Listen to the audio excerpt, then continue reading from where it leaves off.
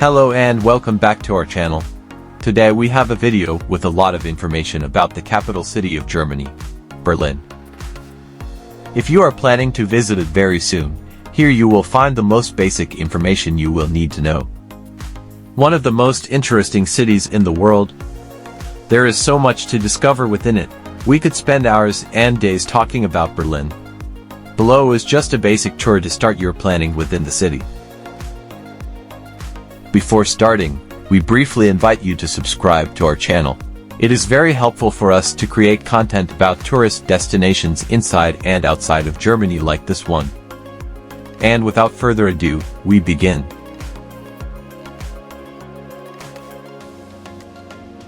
I would like to introduce some generalities about Berlin, the capital city of Germany. It is a city-state, which means that it is very independent in different legal, social and political aspects. The city is the largest in all of Germany, with around 3.7 million inhabitants in an area of 890 square kilometers. It is without a doubt the most international metropolis in all of Germany, and one of the most important and special in Europe for all its historical wealth and representativeness in the entire world. During the last 500 years it has undoubtedly been one of the protagonists in the political development of humanity. And all of that is still reflected in its streets, in its neighborhoods, squares and above all in its inhabitants, a capital of modern urban art, a city of museums, galleries and exhibitions, monuments and a subculture of rebellion, revolution and resistance. The city that never sleeps, the city that represents the division and unification of the contemporary history of Germany. Walking through the streets of Berlin is always a great experience. We can risk saying that it is not exactly one of the most photogenic cities in Germany, much less in Europe, but it is a city with a unique lifestyle, with a very, very special socio-cultural environment that sets it apart from all of Germany. It is very common to hear people say that Berlin is another world. A city where you can be surprised every day thanks to its cultural diversity and see crazy things that you can only find here. This time our tour will be short in time and even in distance, but essential for a very representative express visit to the city. At first you won't be able to start touring it without getting lost. It takes a few moments to get your bearings. But finally having the television tower in the background helps to a certain extent to get your bearings. It is a reference point that will always be easy for you to reach and from there find the direction you need.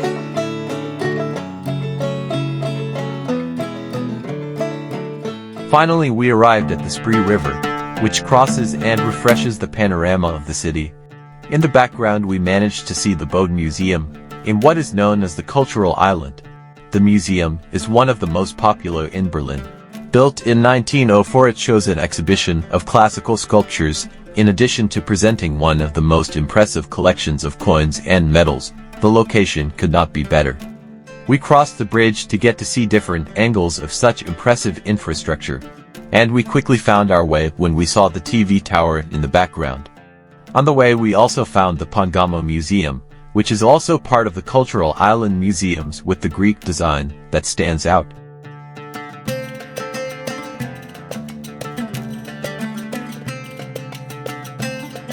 A few blocks away we began to approach what is the area of the TV tower, the town hall and what is Alexanderplatz, which is one of the main squares of the city. It is basically the heart of the city. The TV tower is huge, built by the GDR in 1969. It was undoubtedly an extremely impressive work for that date. Around it is what is the Santa Maria Church, which is one of the first churches in the city built in the 1200s. Opposite is the Neptune Fountain with its very striking sculptures. And on the other side is the town hall known as the Rothe Rathaus, or the Red Town Hall. This because of its red brick color, a design inspired by the Renaissance of northern Italy. In a small green area next to the river, you can feel a calm and very relaxing atmosphere within all the noise and movement of the city. Just a block away we can see the Berlin Cathedral, with its large dome on the top. The building is huge. In fact, it is a Protestant church that was built thinking of countering the great influence of the Catholic Church, trying to compete with St. Peter's Basilica in the Vatican, And the truth is that standing in front of it, you can feel the imposing infrastructure. A masterpiece built at the beginning of the last century, but on the demolished old church built 200 years before. Being next to the river also helps it to be much more photogenic, and every detail in its design makes it simply beautiful. We appreciate, for a few last moments, being able to be in such a significant location, between the TV tower, the tower of the Red Berlin City Hall, the bells of the Church of Santa Maria, and the immensity of the copper dome of the Berlin Cathedral next to the river. At this point I feel that this experience is definitely worth it. And well, time is running out. I must continue the tour following the banks of the Spree River that will take us to our next place to visit. Along the way we find a great architectural contrast, classic, modern and contemporary buildings between secondary streets, also very well decorated squares with impressive sculptures, cafes and restaurants everywhere. Next to the river you can also see a large number of places to spend a fun afternoon, on the boardwalk, next to gardens, even on the boats anchored in the river. It invites you to let yourself go and simply sit and be inspired by urban photography and the noise of a city that is extremely popular for its nightlife, a city that never sleeps. As we walked further, I gradually found a more marked contrast between large, modern buildings and different urban visual expressions, a lot of street art and alternative, low-budget places, one could say more artisanal, but each time the changes were more evident. The murals with graffiti were getting bigger and bigger, until we found entire facades of buildings with artistic expressions. Until finally, we were about to reach our next destination.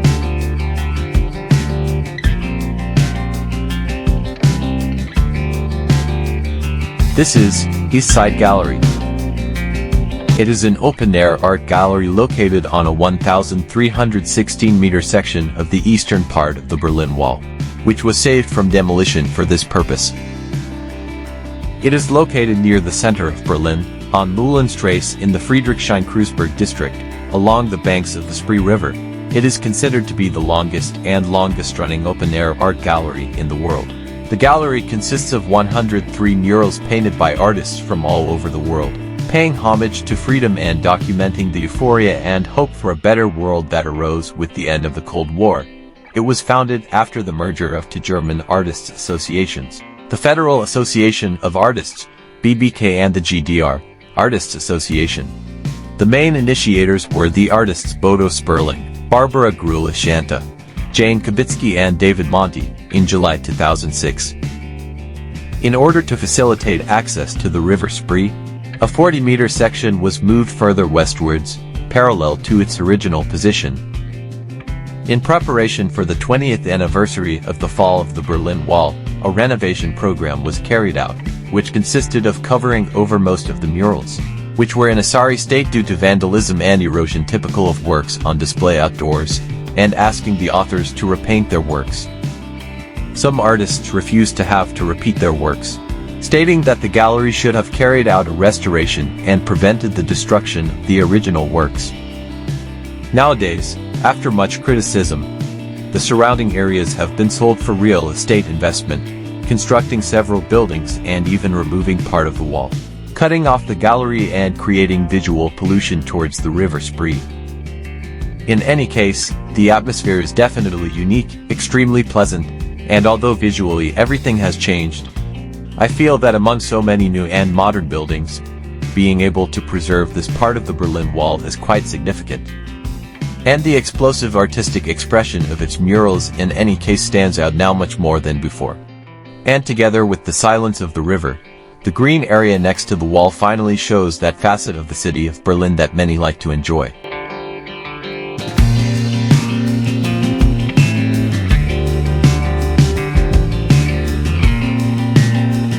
Once again, time passes quickly and we must continue our journey. We return and enter the other side of the river, always enjoying the ambiguities of the city, between old buildings, classic buildings with small secondary squares, more modern buildings, the TV tower in the background and different bridges that cross the arteries of the river, also passing by modern, tall infrastructure, glass, noise and much more noise. Finally, we reach our next point of reference. Checkpoint Charlie. It was one of the most famous border crossings in the Berlin Wall between 1945 and 1990. This was the scene of several attempts to escape from the Soviet side to the Allies. One of the most famous being the tragic death of Peter Fetcher, who bled to death in front of the eyes of the inhabitants of West Berlin. It was also here that a moment of tension took place after the war when tanks pointed at each other after a personal dispute. Today it is where the Wall Museum is located, a very popular exhibition in the city.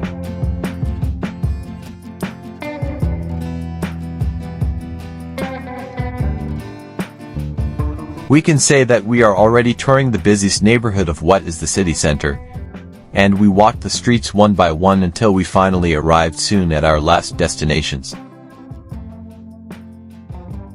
This is the memorial to the murdered Jews of Europe, in German, Denkmal für die ermordeten Juden Europas, also known as Holocaust Memorial or Holocaust Memorial, is a monument in Berlin that commemorates the Jewish victims of the Holocaust. It was designed by the architect Peter Eisenman and the engineer Buro Happold after winning a public competition.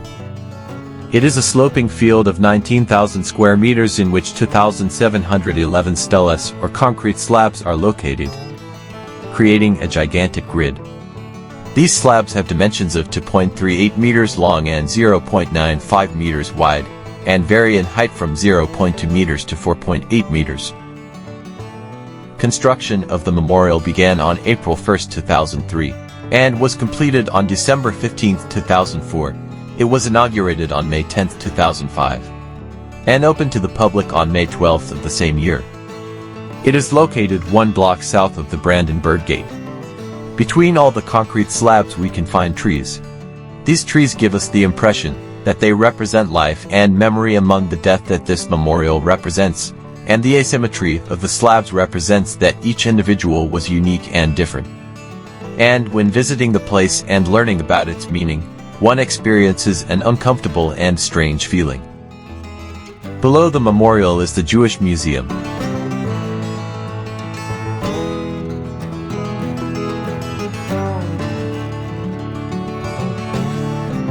We walked a little further along a large green area to finally reach the Brandenburg Gate.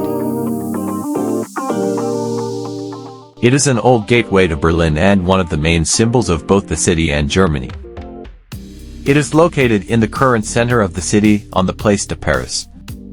The gate is a stone construction, 26 meters high, 65.5 meters wide and 11 meters long in the early neoclassical style. It is reminiscent of the Acropolis in Athens. It has 5 passageways, of which the central one is the widest, with 2 smaller doors on either side. The gate is crowned by a copper sculpture about 5 meters high, and the quadriga, which represents the goddess Victoria riding a chariot pulled by 4 horses heading towards the city. The Brandenburg Gate was built between 1788 and 1791 during the reign of Frederick William II of Prussia. In 1806, after the Battle of Jena, the quadriga was taken to Paris by Napoleon to be displayed as a war trophy. But it was recovered years later with the fall of Napoleon. During the Second World War, the gate suffered serious damage and the quadriga was almost completely destroyed. On September 21, 1956, the city council agreed to rebuild it, which they managed to rebuild the following year. The sculpture was restored again in 1991. The Brandenburg Gate will always be remembered for the images of the fall of the Berlin Wall, since the wall was located in front of it and it was one of the most representative parts when the citizens tore it down and crossed from one side to the other. In front of the gate but 3 kilometers away is the pillar known as Sägensäule, among one of the largest park extensions within the heart of the city, where the Reichstag building is also located on one side. The park is called Tiergarten, which in Spanish is known as the Garden of Animals, and it is a vast area of paths between trees, fountains, some and small monuments, a very pleasant place and part of the daily life of all Berliners. Finally we come to the Reichstag building. It was the seat of the Reichstag during the Second German Empire between the years 1871 to 1918 and later of the Parliament of the Weimar Republic between 1919 to 1933. Since 1994, the Federal Assembly, Bundesversammlung, has met there every 5 years to elect the President of Germany, Bundespräsident, and since 1999 it has been the meeting place of the German Parliament, Bundestag. The building, designed by Paul Wallet, was completed in 1894 in a neo-Renaissance style. In 1933 it was the victim of a deliberate fire whose authorship was never fully clarified. At the end of the Second World War, during the Battle of Berlin, it was the scene of bloody fighting and was seriously damaged. In the 1960s, the most urgent reforms were carried out. The current appearance was acquired during some works in the 1990s. In its surroundings there is a government center, government offices in the middle of wide open areas, gardens next to the large Tiergarten Park, as well as being just a few meters from the central station for local and regional trains. The place is simply impressive.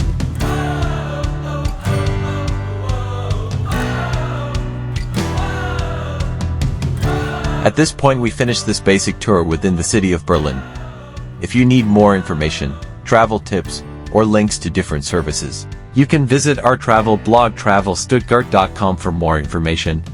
I leave the link below in the description box of this video. And before we say goodbye, we invite you to subscribe to our channel. If you are interested in Germany, plan to visit the country, move, study, or simply like to know different destinations, we upload videos with places both within Germany and Europe. Thank you very much for your visit and having seen our video up to this point. We say goodbye and see you very soon with a new destination. Until next time.